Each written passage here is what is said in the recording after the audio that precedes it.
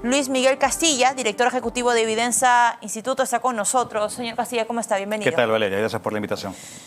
Bueno, guerra comercial. Ya varios medios internacionales hablan de una guerra comercial cuyo primer paso o primera movida estratégica, no sé si poner estos objetivos, han sido dadas por el presidente de Estados Unidos. ¿Es la primera vez en cuánto tiempo que vemos una situación como esa?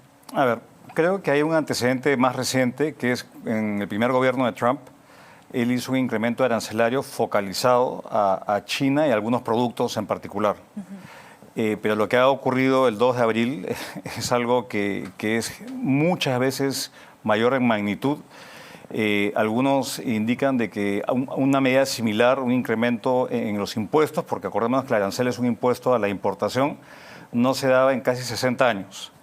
Y esto ciertamente se ha visto reflejado en el colapso de las bolsas, en la pérdida de valor del dólar frente a otras monedas y en la caída del precio del cobre. Y eso me preocupa muchísimo porque el cobre estaba en un rally al alza. Sí. Y hemos escuchado ya el impacto que tiene esto en nuestro país y en los países exportadores de metales. Entonces, esto es mucho más fuerte de lo anticipado por los socios comerciales de Estados Unidos y no es un efecto transitorio, sino es algo, creo yo, bastante estructural, porque esto lo que va a gatillar son unas nuevas reglas del juego de la primera economía mundial respecto a cómo los países transan, etcétera. Entonces, hay varios temas, ¿no? Acá creo que lo primero es que mucho más fuerte de lo anticipado, la previsión de los bancos de inversión ahora es un sesgo muy alcista hacia una recesión. Y los elementos que estamos viendo apuntan en esa dirección. Y cuando hay una recesión en el mundo, acompañado con mayor inflación, ojo, porque todo esto encarece los bienes que la gente consume en todo el mundo, esto puede ser, digamos, el gatillo de una crisis que no estaba en los libros de nadie. Una crisis financiera o externa compleja que no vivíamos en el país probablemente desde el año 2008-2009, en la crisis financiera global. En el corto plazo, para nuestro país, creo que hay noticias, digamos, mixtas, en el sentido de que el hecho de que nosotros nos han puesto un arancel de 10% nos da ciertas ventajas en ciertos rubros particulares en el mercado estadounidense, en el sentido de que hay otros competidores nuestros que el incremento es mucho mayor. Por ejemplo, cuando estamos hablando de productos específicos como el café, hay una ventaja porque a los asiáticos, Indonesia, Vietnam, con quien competimos en ese mercado, les han puesto un arancel mucho más elevado, de 30, 40%, en nuestro caso 10%. Nos da una pequeña ventaja. Pero hay ciertas cosas medias raras. Por ejemplo, en el caso de la uva de mesa, nosotros somos el principal exportador de uva de mesa a Estados Unidos. Más o menos exportamos 800 millones de dólares. Y el segundo era México. Pero en México le han mantenido un arancel de 0%, claro, y nosotros de 10%.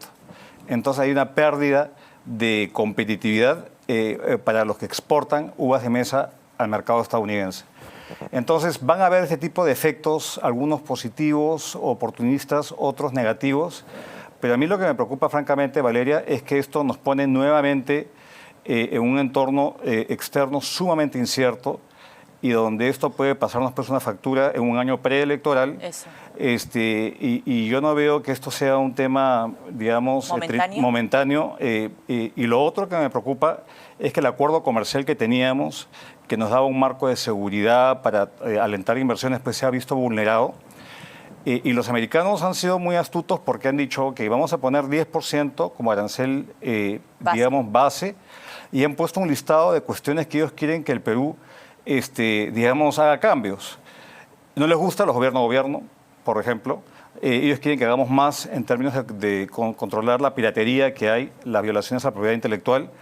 Ellos no les gusta que hayamos puesto una moratoria en los productos transgénicos y una serie de medidas que lo han puesto para justificar ese 10% como un arancel de reciprocidad.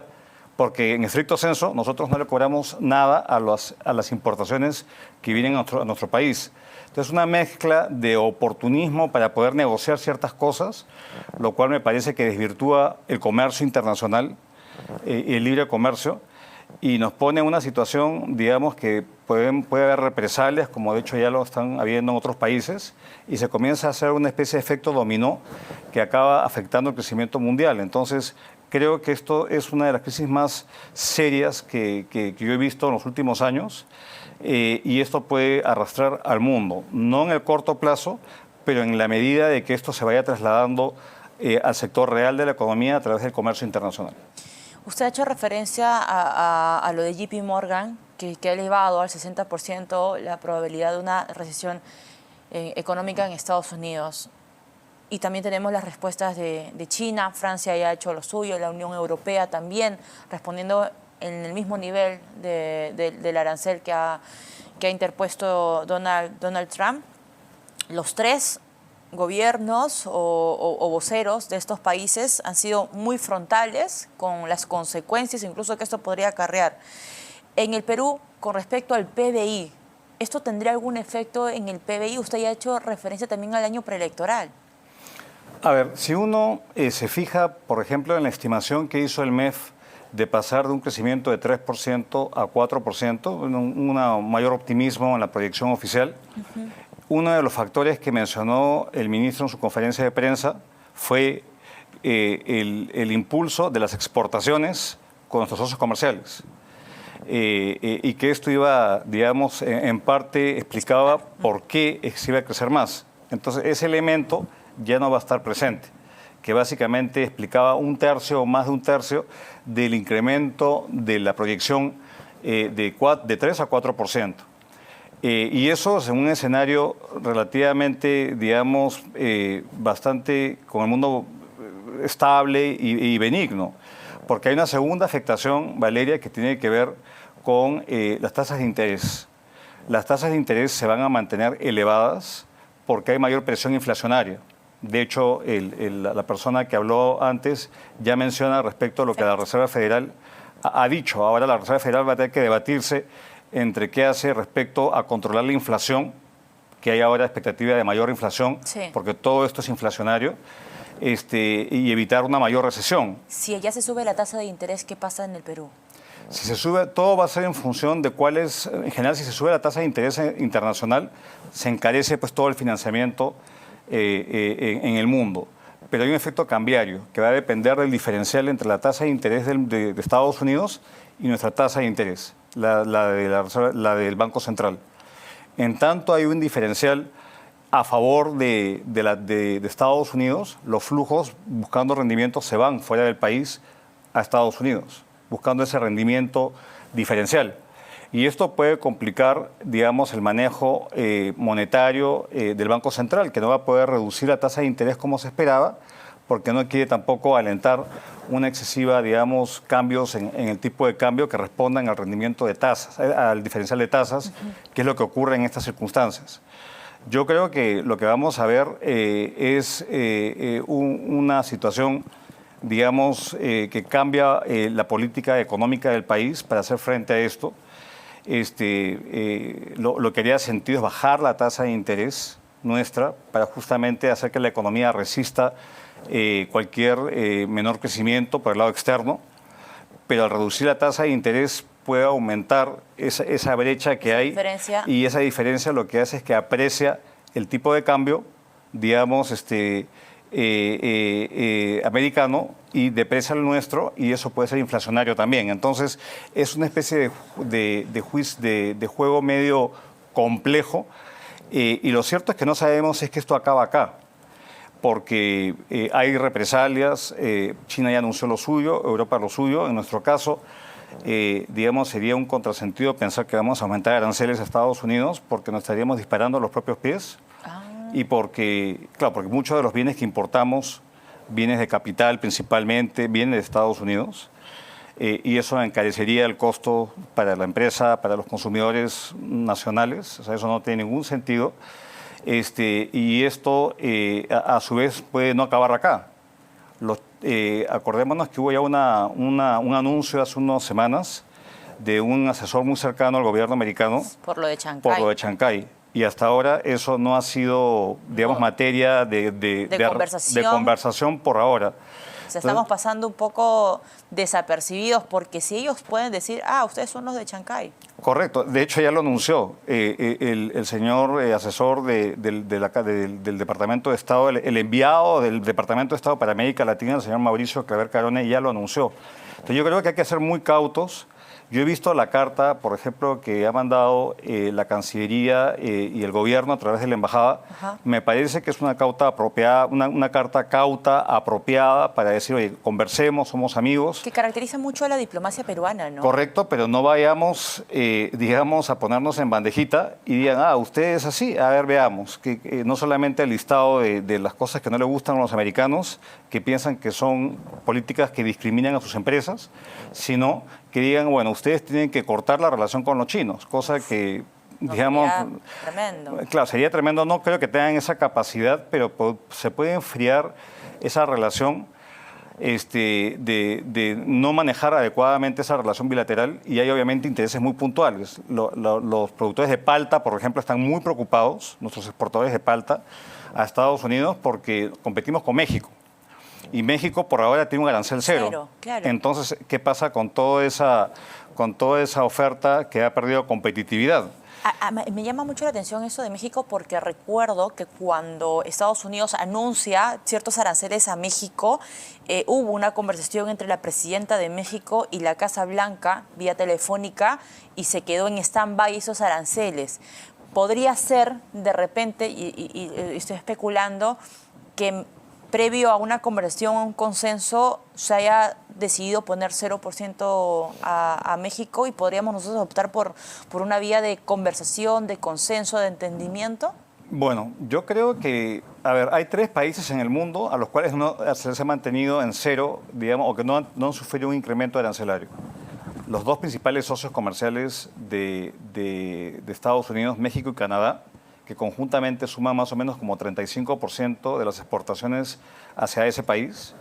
Estados Unidos importa 35% de esos países, porque eso sería muy inflacionario, automáticamente al día siguiente los precios subirían y probablemente han dicho no hagamos eso, y porque tienen también un bloque de integración, lo que era el NAFTA, es un acuerdo comercial de Norteamérica que los une a los 3. Entonces probablemente hayan negociaciones que no estamos viendo para evitar justamente ese tema, porque muchos de los insumos en la industria automotriz, por ejemplo, norteamericana, depende de autopartes que se producen en estos países, la energía que abastece el norte de Estados Unidos viene de Canadá, entonces es una relación que puede afectarlos. El tercer país es Rusia, digamos por tema geopolítica no le han puesto un arancel.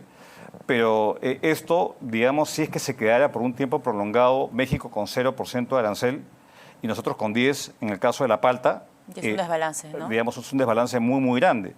Y nosotros somos un productor bastante importante que no puede simplemente llevar su comercio de palta a otro país porque somos tan grandes que podemos hacer un dumping y el precio se cae y hay pérdidas, digamos, para los productores de palta en nuestro país. Entonces, es un equilibrio donde hay cosas, digamos, oportunidades, entre comillas, pero todo esto es negativo y creo que no era algo que necesitábamos porque tenemos el listado de cosas internas. Claro.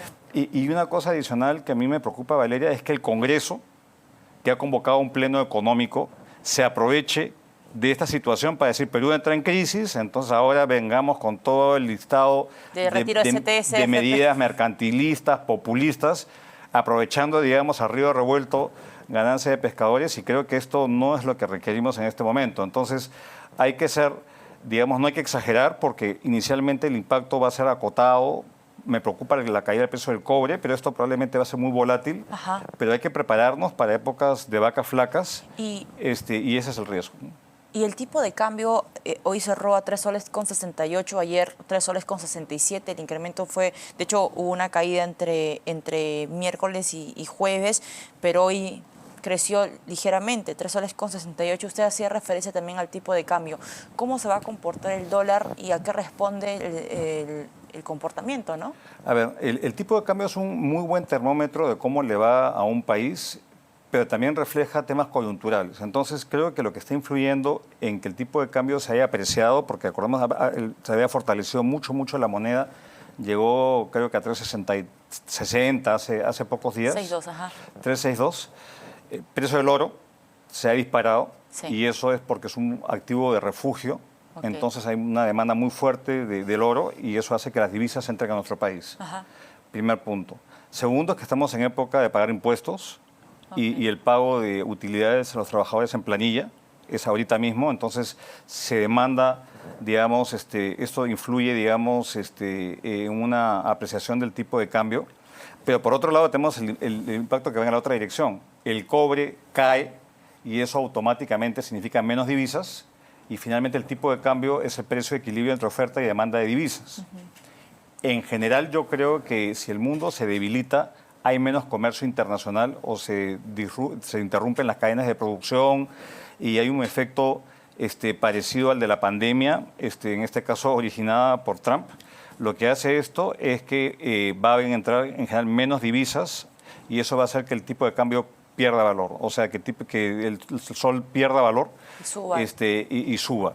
Eso sería lo que indicaría, digamos, el libro de texto, pero estamos viendo que hay fuerzas ahorita en direcciones contrarias y hay mucha Opuestas, ¿no? incertidumbre y inestabilidad. No sabemos qué prever porque todo depende de cosas que se están ahorita mismo negociando, discutiendo tras bastidores y la verdad que... ¿Y la gente dónde se está refugiando? ¿En el dólar? ¿En el oro? Bueno, los que tienen la capacidad de comprar oro en oro, y hay ahorita una salida del dólar por ahora, porque el dólar se ha debilitado y otras monedas, el euro, la libra esterlina, se han fortalecido. No tanto por el diferencial que yo hablaba de tasas de interés, sino porque se prevé que la economía americana va a estar muy débil. Y nuevamente, cuando una economía está muy débil, la demanda de los productos va a ser débil y una recesión usualmente va de la mano con un tipo de cambio una manera mucho más debilitada. Entonces, eso es algo con lo cual vamos a tener que convivir un nivel de incertidumbre muy alto. Hay un indicador que produce el mercado bursátil norteamericano, que es de la volatilidad del VIX, que es un indicador que se ha disparado a los niveles que se vieron en el pico de la pandemia, en marzo de hace 5 años.